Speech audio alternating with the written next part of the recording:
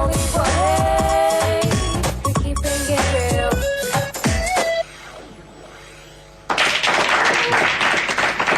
Now joining us in studio namhlanje Keith Mould, who is the Cape Town International Kite Festival advisor and allows us to share about the effective way to raise awareness. How are you? I'm well, thanks, Nasipa.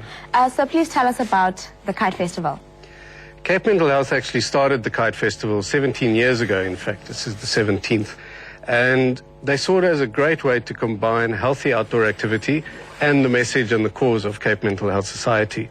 It's grown tremendously. There are people that have supported it over the years. This is my 11th year actually being part of the organizers, and I've just always found it a really tremendous event, both from promoting the awareness and having families out in the outdoor air having fun. How does it actually raise that awareness?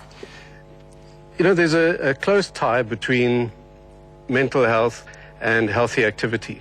And kiting is something that has nothing to do with age or ability or any religious background or any other difference between people. And in fact, our theme for this year is One Sky, One World, Mental Health for All. Now, in kiting around the world, and there are festivals like this nearly every weekend somewhere in the world, we have this international message called One Sky, One World. Basically, the message behind that is, if one looks at a sky full of kites, there's no way to tell who's flying them, what their abilities or disabilities are, where they come from, what their socioeconomic standing is. And that's really the message that we have. We are all equal. We should all be out there together as a single community, one humanity. So how can young people get involved in raising awareness? The first thing we always try and encourage is healthy activity. Getting outdoors into the fresh air, it can only be good for you. And Ingrid mentioned earlier that stress, the stress of modern life, and particularly in the youth today, is a big contributor to many kinds of mental illness. So we firstly try and encourage that. The second thing is kiting brings about something that's creative, it's fun. As we said, it doesn't really have any boundaries in terms of age or anything. And I brought some very intricate kites here to show you today, but really you can take a plastic bag and a couple of sticks, you could take some bamboo and a piece of newspaper and make a kite out of it. So there really are no barriers. And no matter what age, and even teenagers that think, you know, that's not cool because it's not on an iPod or anything, it really is fun just getting out there, maybe on a beach or on a field just with friends. Just tell us a bit more about the kites. I mean, I've seen them before. They're very, very interesting, and they seem as if a lot of time was taken to make them. Yeah, these are actually traditional Malaysian kites. They're called wows, and they are quite wow if you look at what the art is like. This one over here is called a moon kite, a wow bulan, and this one over here is a cat kite, or a wow kuching. Now, in many countries in the East, it's really, kiting is part of the fabric of the society. But these particular ones are made in a very intricate way. Each color is a different layer of paper.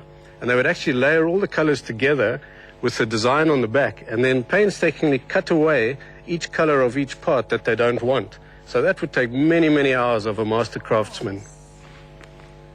How does having this annual festival help solve the problems surrounding mental health?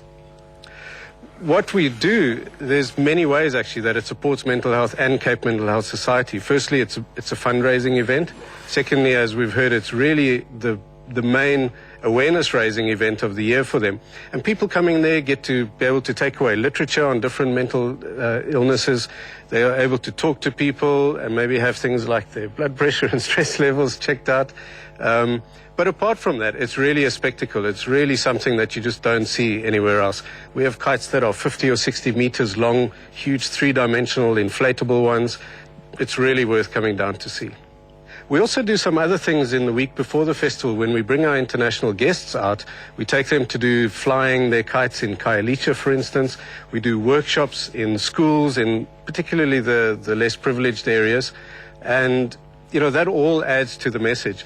One of the big things, though, that it does create is that last year, for instance, we had over 3 million rands worth of publicity generated by the event.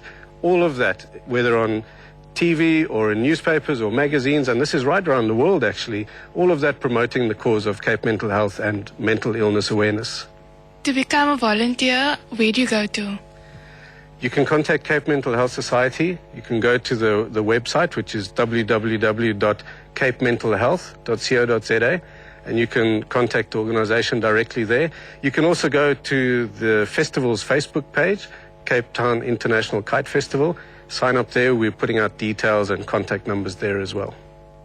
Well, thank you a lot, Keith, for coming to the show. And it's a wonderful thing that you guys are doing. And most probably we will be joining you in the Kite Festival. Mbukeli uzizwele ngokwakho-ke i-mental health inkinga impela kodwa ungavaleleki ngaphandle ngoba usizo lukhona. Nawe-ke Mbukeli who wants to join in and help, you can come to the Kite Festival as well. Uyizweleke nawe. Unfortunately, namhlanje usuku useluphelile la kwa Keeping It Real. Kodwa ingxoxo yona as usual ayakapheli. You can go onto our Facebook fan page, post a comment, siqhubeke nodaba. Mina-ke ngisawuyena noSipho Akabele iyophinde ibona nembukeli ngesonto elizayo khona la ku Keeping It Real.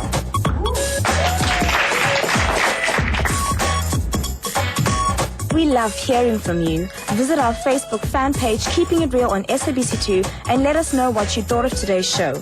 You can also drop us an email on keepingitreal@razorworks.co.za. Many of us at some point in our lives have been exposed to some form of theatre production, whether it was a school play or a local community drama group. But what sparks professional performers to do what they do? Well, join us next week on Keeping It Real as we discuss the influence theatre has on people's lives.